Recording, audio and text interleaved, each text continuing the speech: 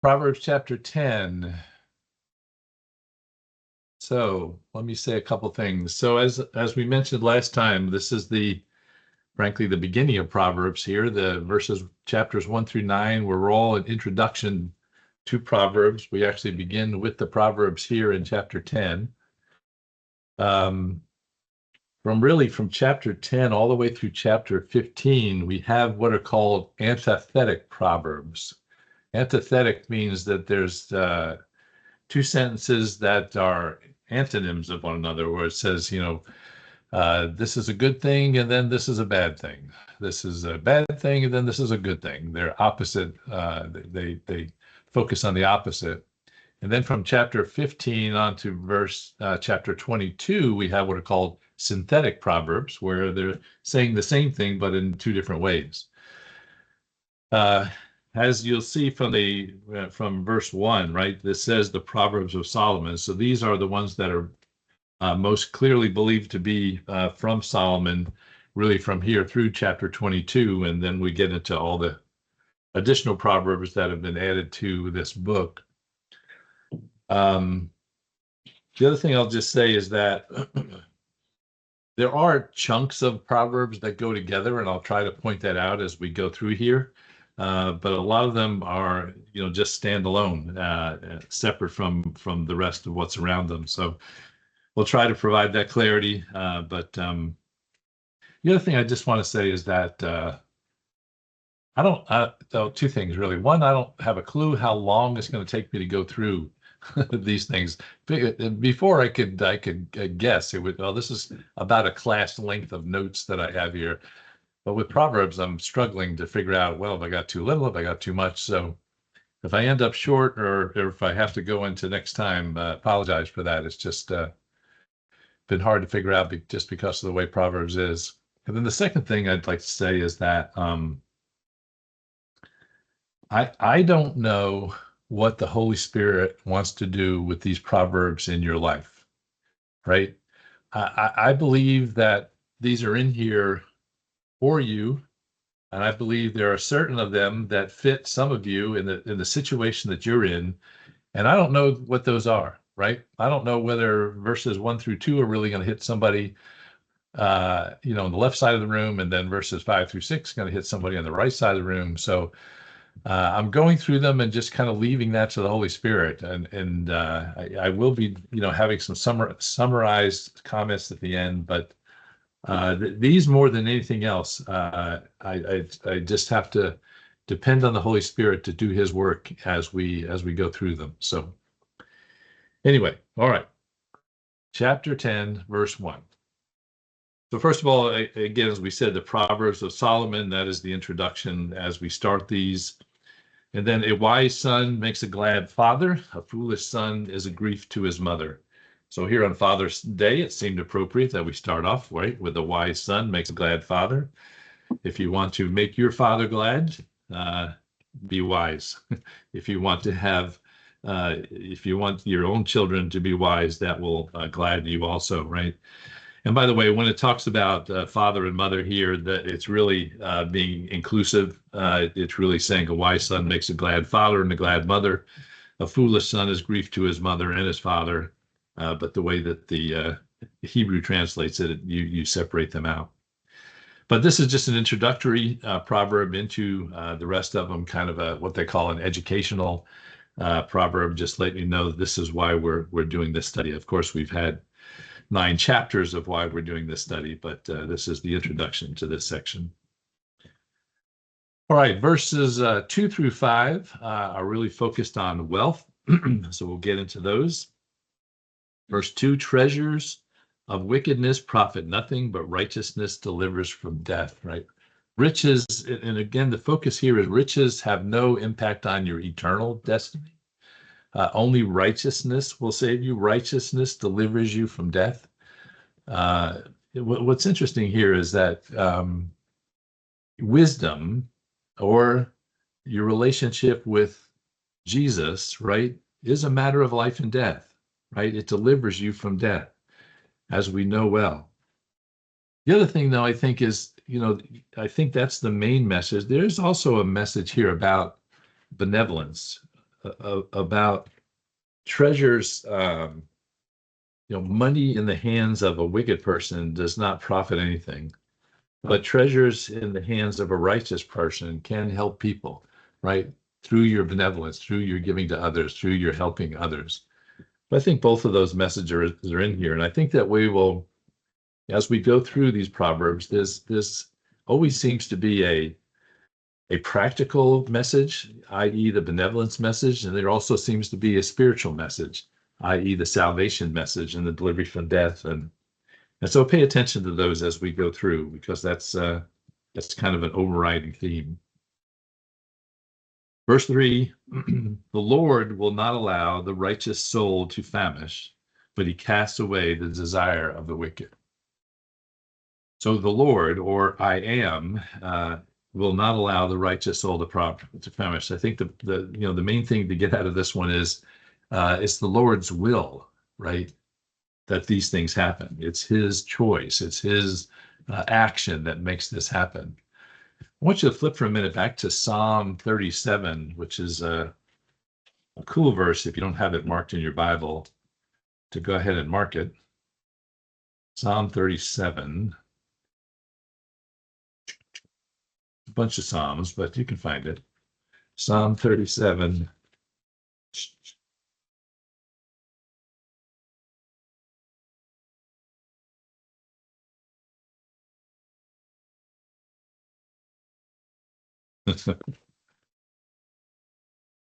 That is not the right verse.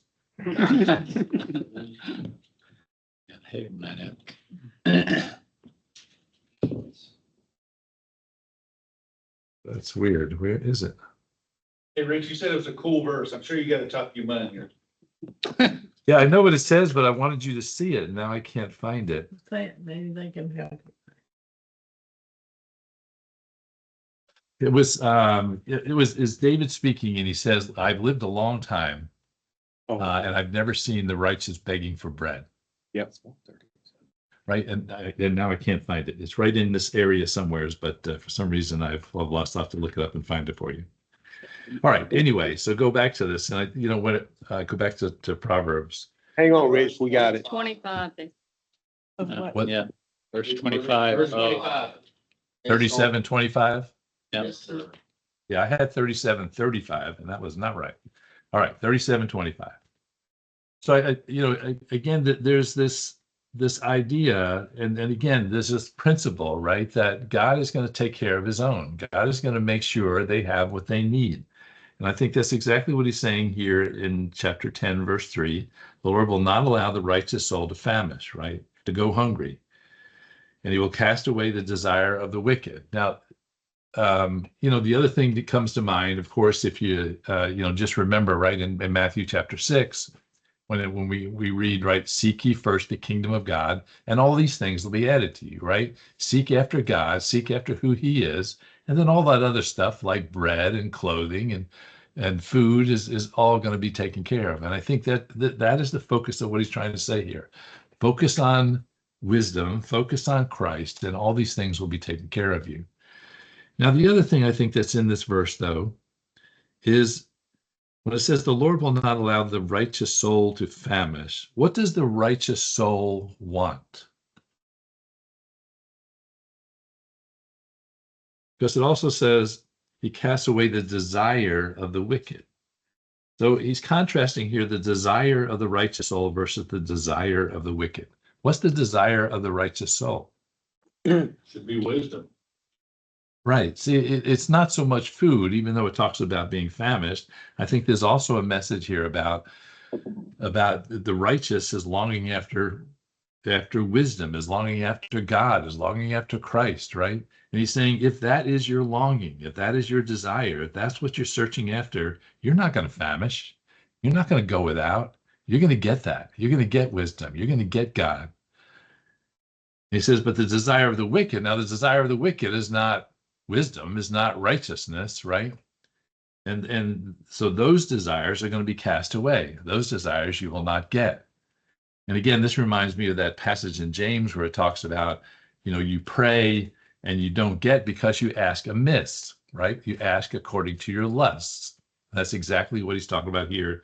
The desires of the wicked, they will be cast away. They will not get them because they are desiring the wrong things.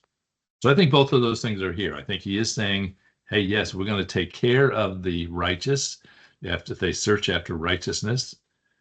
But also he's saying the righteous will get what they search after. All right, verse 4. He who has a slack hand becomes poor, but the hand of the diligent makes rich.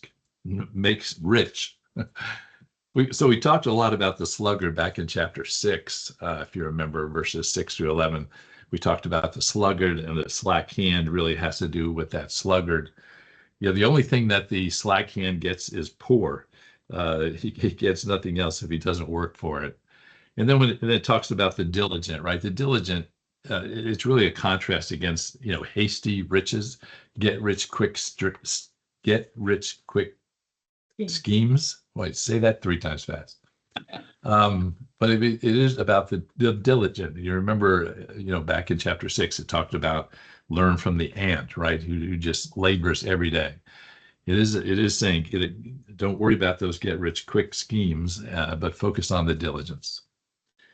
Verse 5, he who gathers in summer is a wise son. He who sleeps in harvest is a son who causes shame. I think the point here, and we talked about this a little bit before, but there's a time to gather. There's a time to do the work and get the resources that you need. And the reason I bring this up is I just see a lot of people, maybe not a lot of people, but I see people who waste their youth, who waste the time when it is to work and to harvest and to gather. And then they get into older ages, let's say that. Then all of a sudden they're like, I really need the government to take care of me. Right? Because I actually haven't done the work. I haven't done what is required.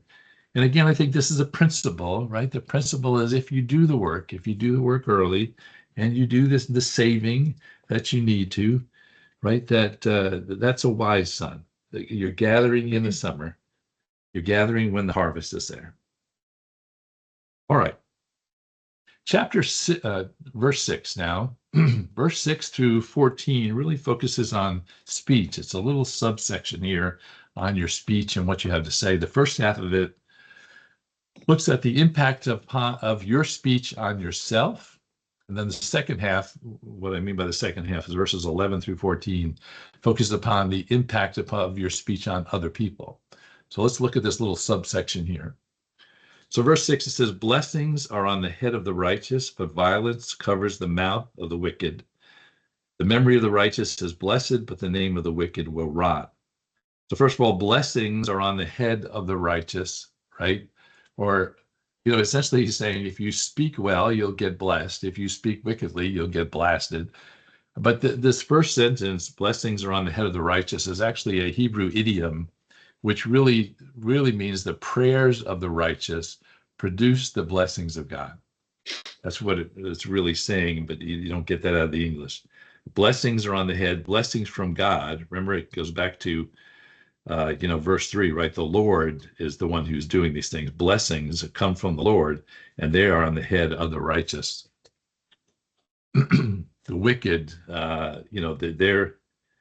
their speech kind of provides a boomerang effect of the impact of their wicked speech comes back on them. And then in verse 7, the memory of the righteous is blessed, the name of the wicked will rot.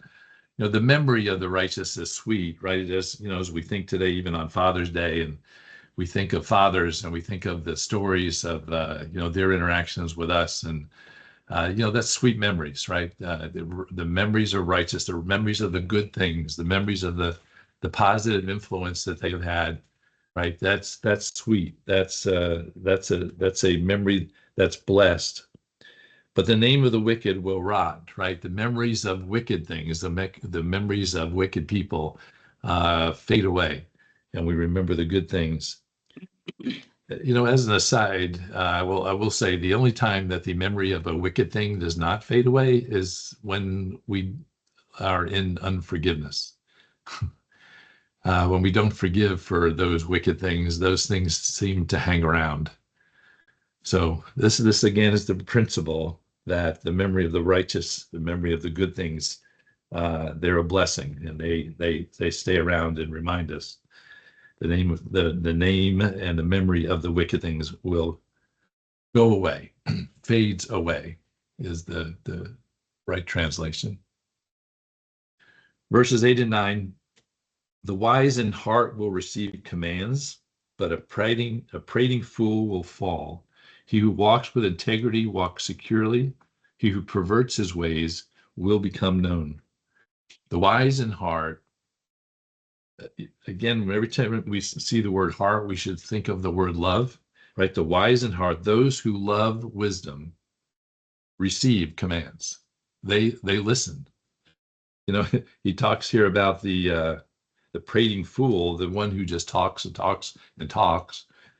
The wise in heart receives command. He shuts up and listens. Wise in heart is not just always telling his side of the story, always wanting to make sure people hear.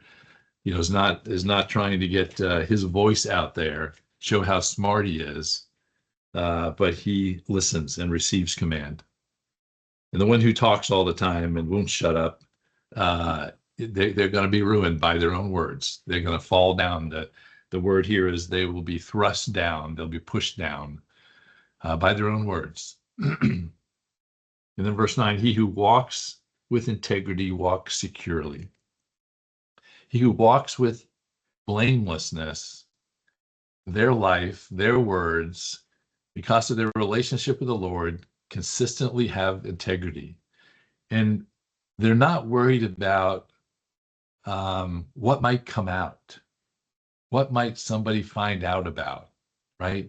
If you walk with integrity, if you walk with blamelessness, you walk securely.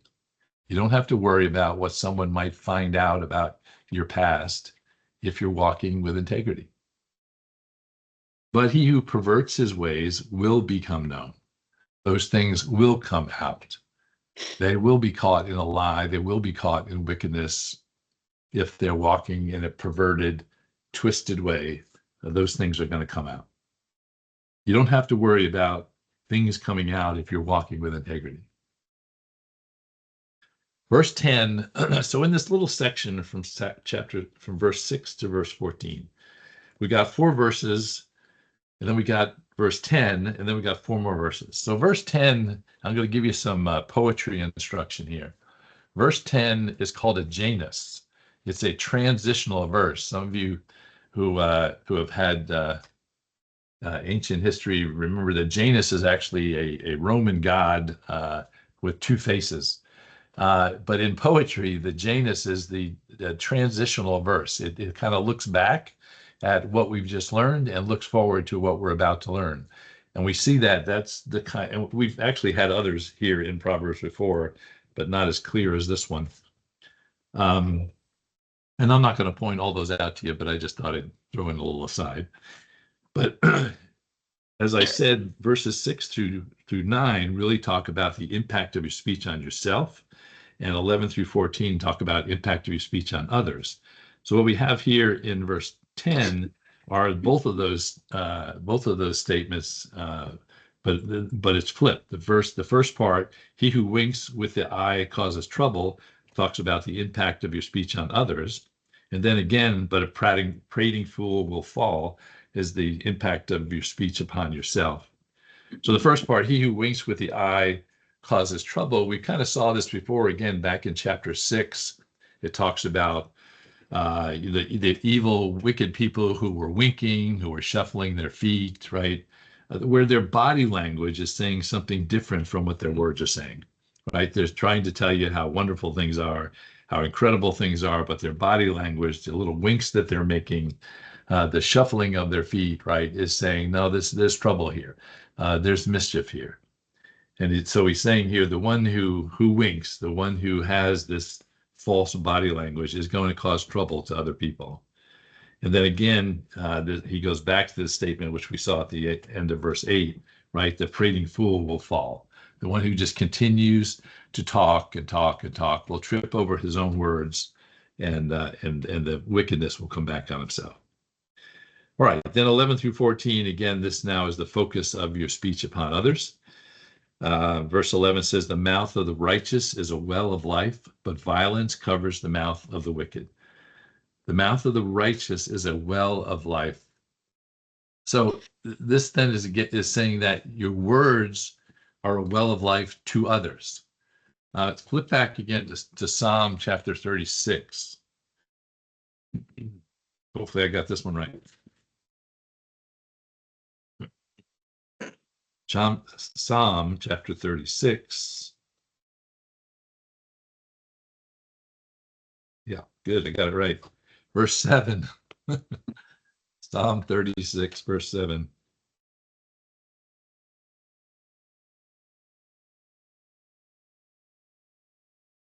Psalm 36, verse 7. Mine says, how precious is your loving kindness, O God. Therefore, the children of men put their trust under the shadow of your wings. They are abundantly satisfied with the fullness of your house, and you give them drink from the river of your pleasures. For with you is the fountain of life. In your light, we see life. Right? So here, they're praising God because he is the fountain of life. And then now we go back to chapter 10, Proverbs verse 11. It says, the mouth of the righteous is a fountain of life, right? Out of you is a fountain of life. You have the words that can bring life to others. And if you go to Gospel of John, I can just read this for you if you want. But in John chapter 4, let me just find it.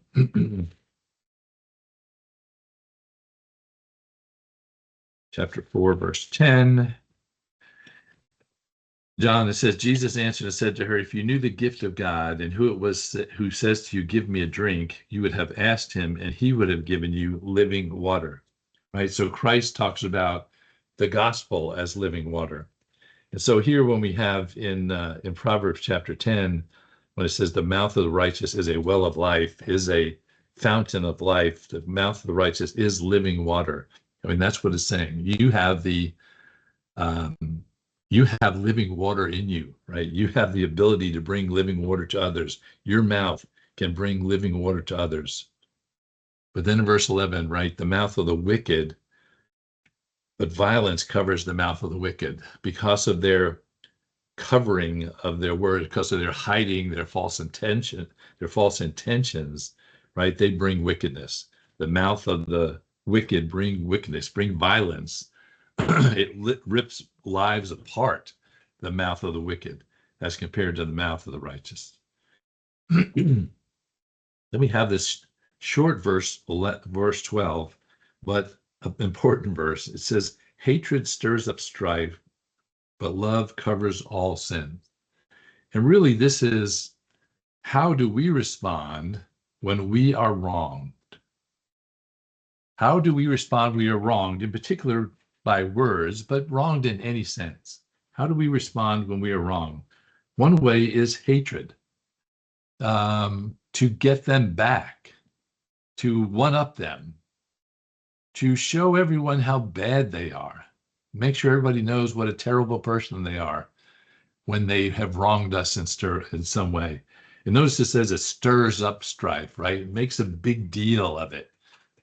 Someone wrongs you and your response is hatred, is trying to get them back. Or you have the option, but love covers all sin. And the New Testament says love covers a multitude of sins, right? It covers the sin. It doesn't tell everyone. It seeks to restore. It absorbs the wrong in order to reconcile, because that's more important. It forgives. I do want you to turn to this amazing verse in 1 Corinthians. So flip there a minute, please. 1 Corinthians, right before 2 Corinthians. 1 Corinthians chapter 6.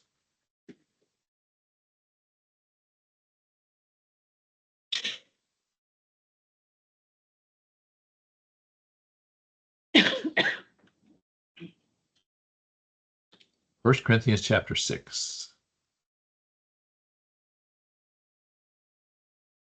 All right, right in verse 1, it says, "Dare any of you, having a matter against another, go to the law before the unrighteous and not before the saints?" So he's talking to them here about, you have a problem with your brother has wronged you in some way, and you're bringing it to the law. Skip down to verse 6, 1 Corinthians 6:6. It says, "But brother goes to law against brother, and that before unbelievers. Now, therefore, it is already an utter failure for you that you go to law against one another. Why do you not rather accept wrong? Why do you not rather let yourself be cheated?" I just find that to be a powerful verse, right? Why not just accept getting wronged? Why not just accept being cheated? Why not just accept the slap in the face and you turn the other cheek, right? While we're in 1 Corinthians, just skip over to chapter 13, which you know well, because he kind of says the same thing. 1 Corinthians 13, just skip down to verse 4, right? "Love suffers long and is kind. Love does not envy. Love does not parade itself, is not puffed up, does not behave rudely, does not seek its own, is not provoked, thinks no evil, does not rejoice in iniquity, but rejoices in the truth, bears all things, believes all things, hopes all things, endures all things." I just think sometimes when we think about the love chapter, we think about these wonderful, loving relationships. But he's saying here, you need to love when things are not going your way, when someone is not being nice to you, when someone slaps you in the face. You're supposed to respond in this way. And I think he's saying the same thing here. Love covers a multitude of sins. By the way, I just want to give you a free gift here. You may read these things and say, that's just not fair, right? It's not fair that someone should get away with slapping me in the face and me not respond in some way. And I just want to give you a gift to say that fairness is not one of the biblical principles. Fairness is not a biblical principle. Justice is a biblical principle. Holiness is a biblical principle, but not fairness. So if you say that's not fair, that has no biblical basis. God is not fair. Christ is not fair. He's holy, he's just, and he's right. That was just free. Just added that in. All right, let's go. Yeah, go ahead. So do we still not have to discern at some point how we defend ourselves or protect others? So I know what you're going to say. It's a selfish thing. You're still trying to probably protect yourself, but at some point we're also defending our families and protecting our families, protecting our country.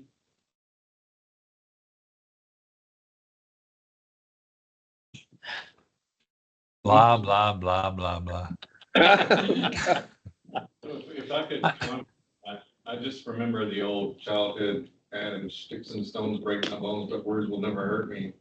I don't think he's talking about when you are threatened, like your being is threatened. I think he's talking about when somebody says something you don't like or says something mean, which is, in my mind, it's a little different. I mean, if somebody slanders you, that's different. So that's what I'm asking. So where's the difference? So there is a difference, I think. Like if somebody falsely Israel defending themselves, they could turn the other cheek. I mean, that's what I hear with us, with the, even Americans and Christians. Oh, you should just turn the other cheek. Well, So this is no different from the discussion we had of the differentiation between discernment and judgment, right? We're supposed to be discerning, but we're not supposed to be judging, right? And listen, there's not a line there that I can draw and say, CT, this is the line, right? But I fear that we are out of balance in this regard, right?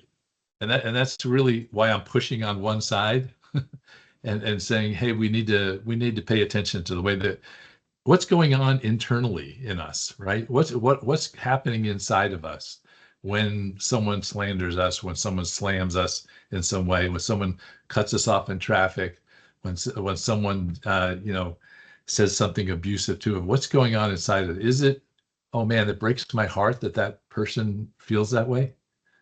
Or is it, man, I got to get him back. I got to make sure everybody knows this guy's an idiot, and this is why he said that thing. Right?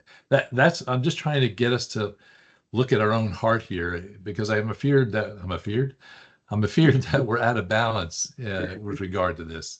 That we quickly react to protect ourselves. And what is ourselves? Ourselves is supposed to be poor in spirit, supposed to be recognizing that we're sinners, right? Supposed to be recognizing that we deserve that abuse.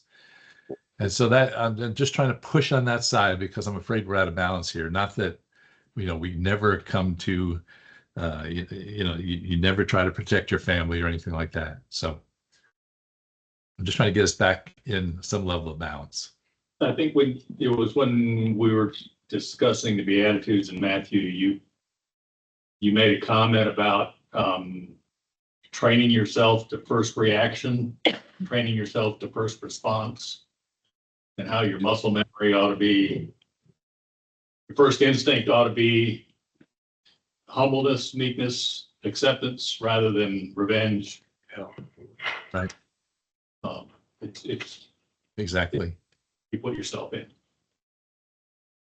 Because our human reaction without godly reaction is always going to be fight, is always going to be, how can I get them back? How can I resist this? Rather than, oh no, there's something in this I need to learn. Or there's something in this person that is broken that I need to help with, right? Those two things we often don't pay attention to. All right, any other comments on that? That's good pushback. I appreciate it. Where was I? Verse 13? Yeah, Yes. Verse 13. Wisdom is found on the lips of him who has understanding, but a rod is for the back of him who is devoid of understanding. Right? He who has understanding, he who has a heavenly perspective, there's wisdom. He who's devoid of understanding, who's acting on just an earthly perspective, that person deserves punishment. A rod is for his back. No more to be said. Verse 14. Wise people store up knowledge, but the mouth of the foolish is near destruction. The wise continue to learn. The wise become wiser. You realize that you're never there, but the foolish mouth brings his own destruction. You never know what's going to come out of his mouth. Turn to Matthew chapter 12 a minute. I love going back to Matthew because it's still a little bit in our brains. So when I have a choice of scriptures, I'm going to take Matthew chapter 12, verse 35.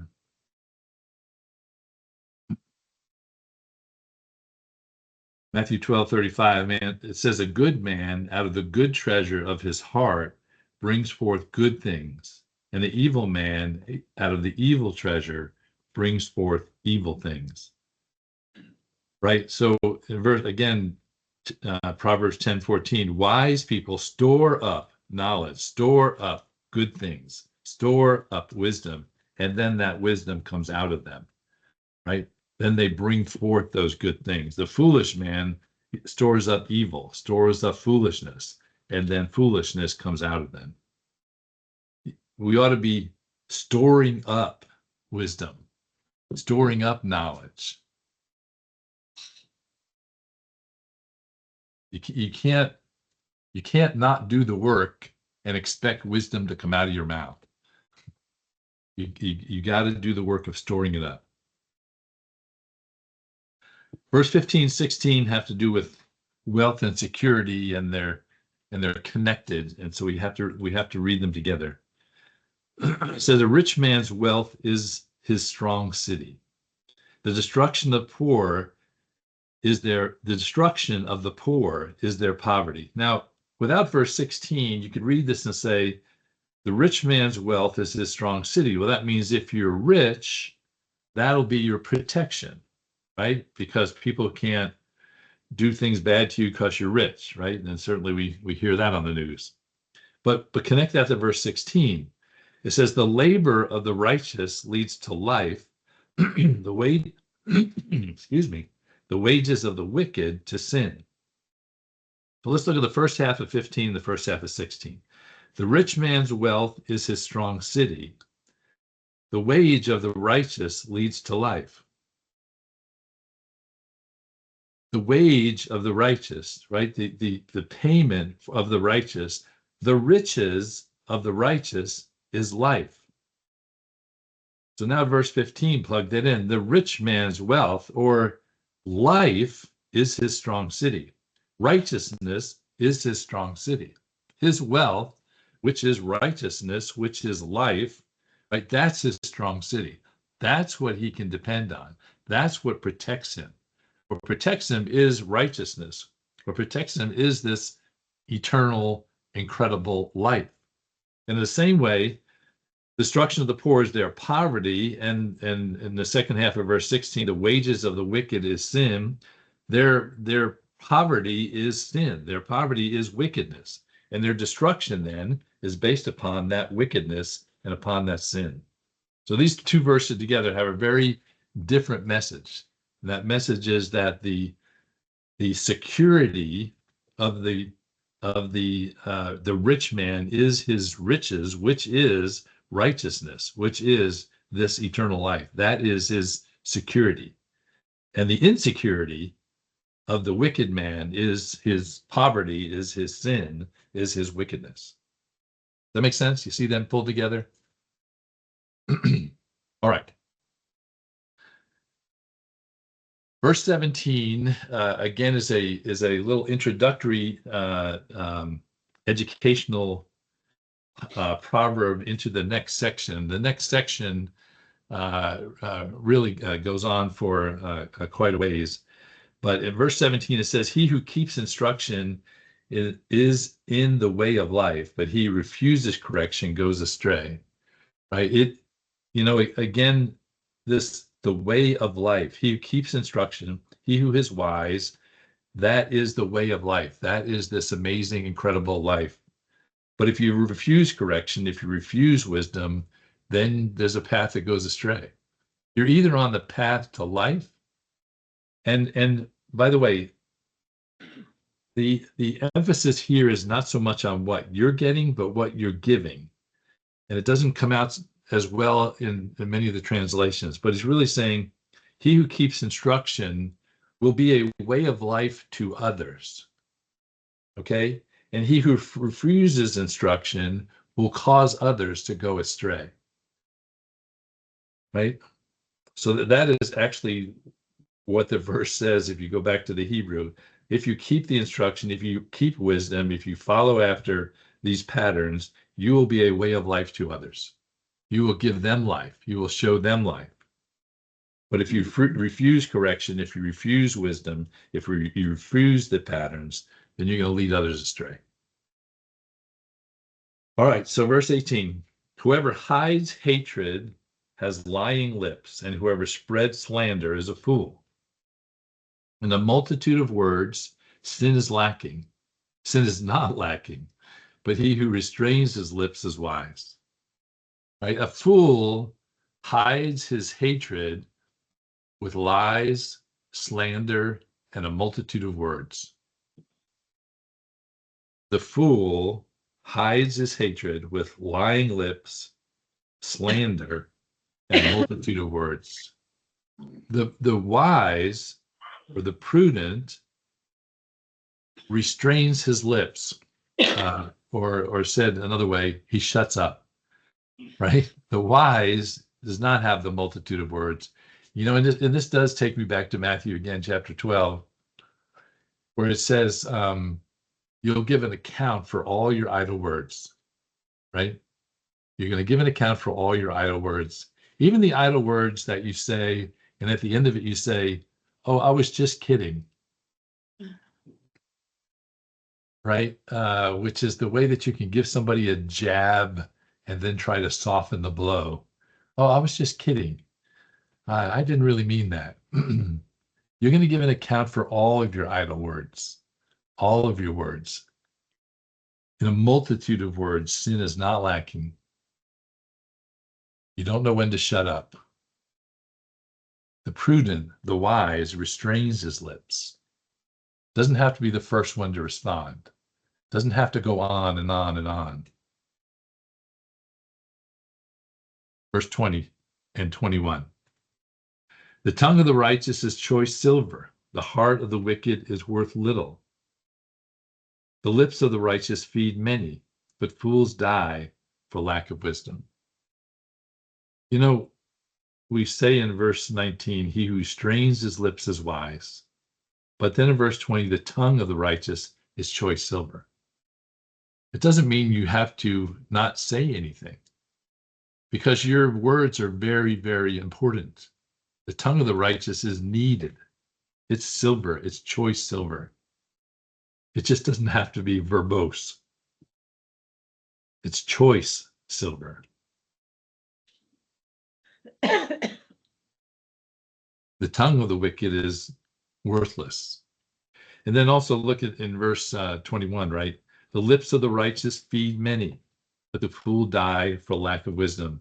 Again, we have this analogy of the words that the righteous say are feeding many, are giving to many, are giving life to many. But the fool dies for lack of wisdom. He's not, and again, it's saying here the fool's words are keeping others from living because of lack of wisdom. The fool's lack of wisdom is causing others to die, is what it's really saying, right? Because it's just comparing the first half of verse 21 with the second half. The lips of the righteous feed many, bring others life, as we've seen in the previous verse, but the lack of wisdom in the fools cause others to die. That's what verse 21 says. All right, verses 22 through 26 is really about the results of wisdom and wickedness. Verse 22, the blessing of the Lord makes one rich, and he adds no sorrow to it. So again, whenever you see the Lord, right, this is I am, this is the translation of those letters in the Old Testament. So the blessing of the Lord, the blessing of I am, again, blessings only come from him. It's his efforts that bring blessings. And it says the blessing of the Lord makes one rich. Riches is a blessing of the Lord. It's blessings don't come from our efforts. Blessings come from the Lord. Riches don't come from our efforts. Riches come from the Lord. Now, the Deuteronomy 2:7 says that God blesses the work of our hand, but it's God doing the blessing. It's God bringing the riches. God brings the increase. But then you add to that, he adds no sorrow with it. So God brings blessing of riches, blesses the work of your hand, and he adds no sorrow with it. So there's a principle here that I think is important. And again, it's a principle. And the principle is, I'm going to give you work to do that brings you riches that you will love. I'm going to give you work to do that brings you riches that you will love. If you're not focused on the world's measure of success or riches, if you're not focused on riches, right? This takes us back to 1 Timothy, the love of money, et cetera, right? It's the root of all evil. If you're focused on riches, if you're focused on making money, that's not where the blessing comes from.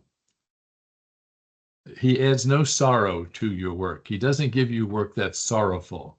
He gives you work that you love if you're not focused on the world's measure of success, the world's measure of riches. If you're not focused on riches. That makes sense? Mhm. But that I stumbled too much in the words. I think God's pattern is he wants you to have an amazing, incredible life of blessing the work of your hand and a job that you love if you're focused on him. If you're focused on righteousness, then all these things will be added to you. I think that's what this is saying here. He has no sorrow to the making of rich. Period. All right, verse 23. Do I need to pause more to make sure you guys have, if you have comments? Or are you going to interrupt me, is what I hope you're going to do. Good stuff, Rich. Keep going. All right. Verse 23, to do evil is like sport to a fool, but a man of understanding has wisdom. Evil is a sport to a fool. And the second half really says wisdom is a sport to the man of understanding, right? That's his sport. What's interesting here in this verse is what's an abomination to a wise person is an amusement to a fool. That's sport to him. The evil, and we see this in the world today, don't you? Right? I mean, evil is a sport. I mean, doing this bizarre things have become, oh yeah, that's right, and that's fun, and that's good.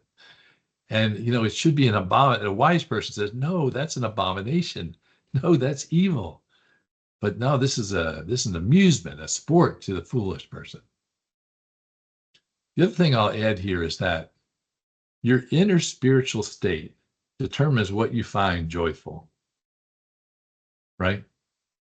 It's not whether a thing in and of itself is joyful or not, but your inner spiritual state actually determines what you find joyful, what brings you joy, what brings you amusement, what brings you sport, right? Wisdom is the sport.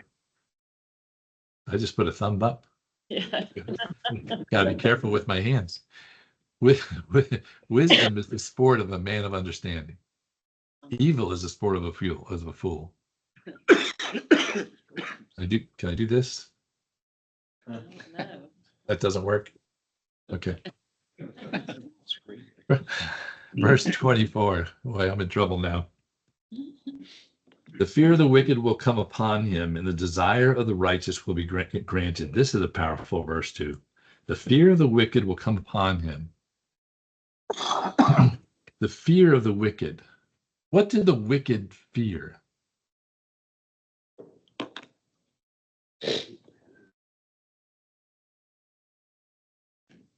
Just keep that in your mind for a minute. Go to Gospel of John. I want you to see this. I want you to connect these two things together. Go to the Gospel of John, chapter 1. You know this verse, but you've not connected it to this, and I want you to connect the two. John chapter 1. Again, hopefully I have the right verse. Verse 48.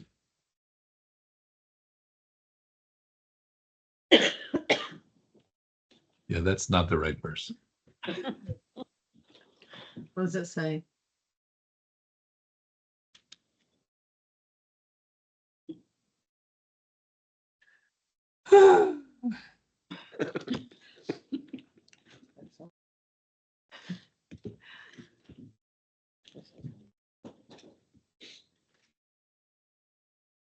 Well, let me just tell you the story. So one of you will find it eventually, or I'll find it. The Pharisees are getting together and trying to get Jesus, right? And they say to one another, if we let him go on, if we let him just continue to do what he's doing, if we let him go on like this, then the Romans are going to come and they're going to tear us apart, and they're going to tear down our religion. And then that's the whole thing. And then if you go back to Proverbs 10:24, the fear of the wicked will come upon them. What happens then, of course, to the Pharisees is that's exactly what happens when they kill Jesus, right? Their whole temple gets torn down, their whole nation gets torn apart, right? What they feared because of Christ actually came to be because they crucified Christ, right? Their fear, the fear of the wicked, will come upon them. What they fear, and listen, people who are wicked know somewhere down deep that they're wrong and they will be punished. And what he's saying here is that fear will come upon them. That what the wicked fear, their punishment for what they're doing. Now they have overridden that punishment with years of it's okay, no problem, I'm going to be all right.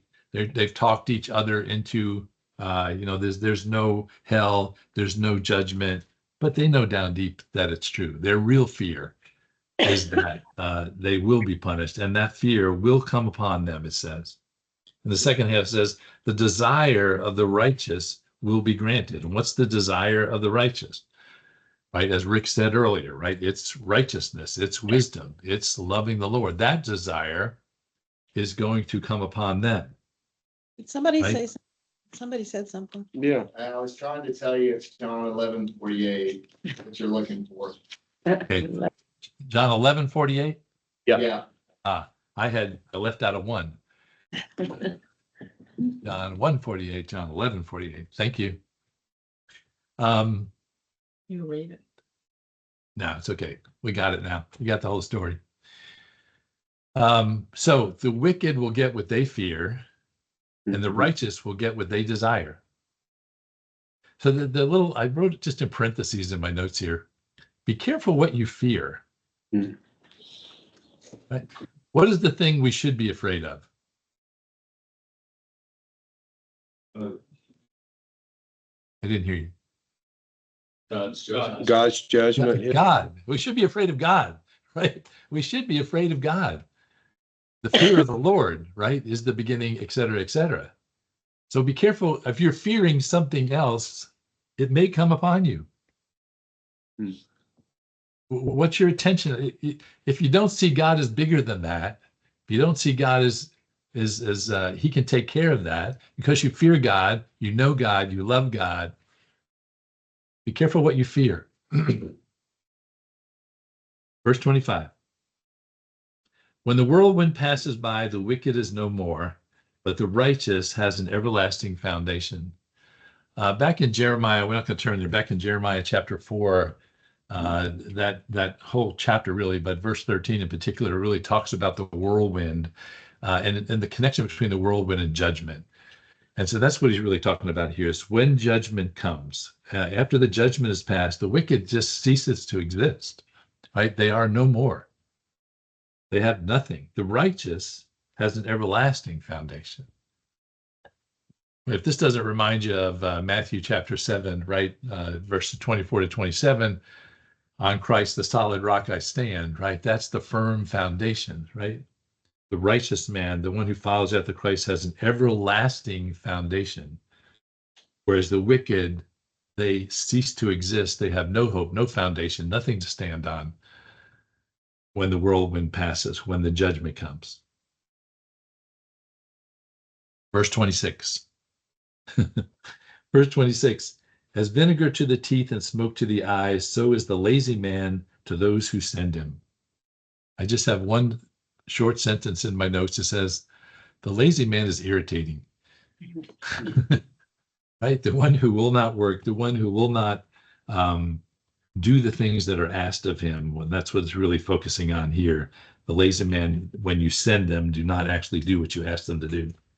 But again, this is connected to wisdom and to riches and to sluggardness that we've talked about before. All right, verse 27 says, the fear of the Lord prolongs days, but the years of the wicked will be shortened. Now, it says the fear of the Lord will prolong days, and we've talked a little bit about that before, about the length of your life being extended, etc. But skip down to verse 30 for a second. Mine says, the righteous will never be removed, right? And I think that's really the focus of what he's saying here. The fear of the Lord prolongs days. He gives them eternal life. He prolongs his days such that he will never be removed. We'll talk more about that when we get to verse 30. It says, the years of the wicked will be shortened. Yeah, if you again go back to verse 25, the wicked is no more. Yeah, the days of the wicked will definitely be shortened because he ceases to exist when the whirlwind comes.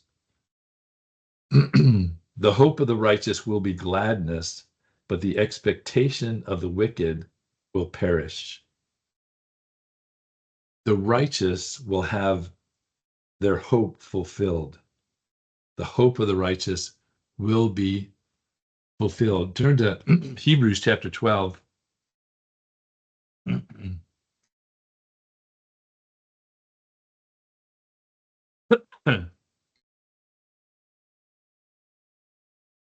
Hebrews chapter 12. Again, the reason I keep having you flip back and forth to the New Testament, because I just want you to see that everything here in Proverbs is consistent with what we've learned in the New Testament also. In Hebrews chapter 12, verse 2, it says, looking unto Jesus, the author and finisher of our faith, who for the joy that was set before him endured the cross, despised the shame, and has sat down at the right hand of the throne of God. Right? So it's when it says here, the hope of the righteous, right? Regardless of what's happening today, regardless of what's going on right now, regardless of the shame and the despising that Jesus went through, he had a hope, and that was a joy that was set before him. And I think that's exactly what it's saying here. The hope of the righteous will be joy. The hope of the righteous will be gladness. We have a hope. We have a hope. Turn, well, at least I'm going to turn to Romans chapter 5. Because Romans is actually my favorite place to go in the New Testament. But Romans chapter 5, verses 1 and 2, it says, therefore, having been justified by faith, we have peace in God through our Lord Jesus Christ, through whom we have access by faith into this grace in which we stand and rejoice in hope of the glory of God. Right? It's because of this relationship with him that we have hope. And I think that's exactly what he's saying in 28. The hope of the righteous will be gladness, will be joyful. The righteous have hope. And then the second half, but the expectation or the hope of the wicked will pass. They have no hope. Their hope perishes. Their hope ceases to exist. Their hope is unfulfilled. Dramatic contrast. Verse 29. The way of the Lord is strength for the upright, but destruction will come to the workers of iniquity. For the upright, the way of the Lord is strength. The way of the Lord is, some of you may say, a mountain fortress, a stronghold, a shelter. The way of the Lord, following the Lord, the fear of the Lord is a security, is a stronghold for the upright. For the workers of iniquity, destruction will come. For the workers of iniquity, the way of the Lord is destruction. The way of the Lord is destruction. The way of the Lord is our strength for the upright. For the workers of iniquity, the way of the Lord is destruction. The way is not changed. The way of the Lord is not changed. But depending upon us, whether we are upright or whether we're workers of iniquity, is whether we get security or whether we get destruction. Well, it's not 10 o'clock, is it? Yes. Oh, one, actually. All right, that's okay. Because what's interesting is from verse 17 of chapter 10 through the end of chapter 11 is one section. So there's no problem with us stopping here, but I actually want to stop at and look at 1 Corinthians to end this. And y'all don't have to look, but I will. 1 Corinthians chapter 1, verse 18. All I gotta do is find it. It says, for the message of the cross is foolishness to those who are perishing, but to us who are being saved is the power of God, right? The message of the cross, the way of the Lord is foolishness to them, is destruction to them, but to us it's the power of God. To us it's strength. To us it's a stronghold. All right, let me just ask some quick questions here at the end, just to summarize. One is, what do you desire? Right? What do you desire? Is it God? Is it righteousness? Is it evil? Secondly, what do you say? Because what you say says a lot about who you are. Your speech says a lot about who you are. What are you talking about? What are the conversations that you're having?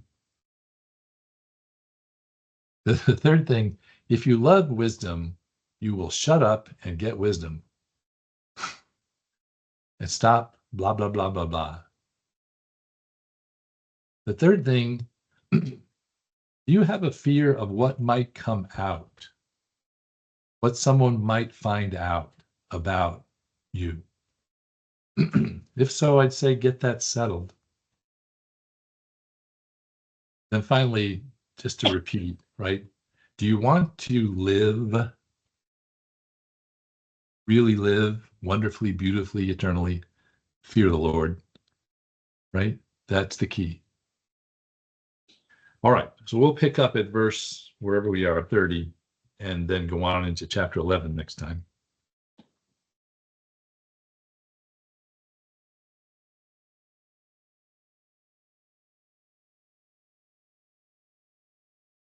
I'm just pausing because there's there's a lot of good stuff in here, and I'm hoping that you're grabbing the stuff you need to grab, and we'll ponder it.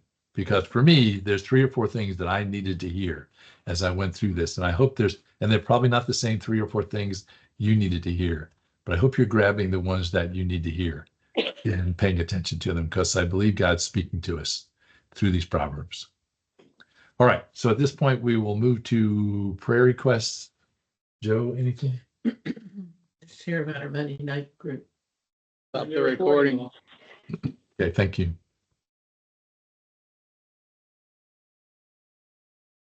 Stop the recording. So we've just had in our Monday night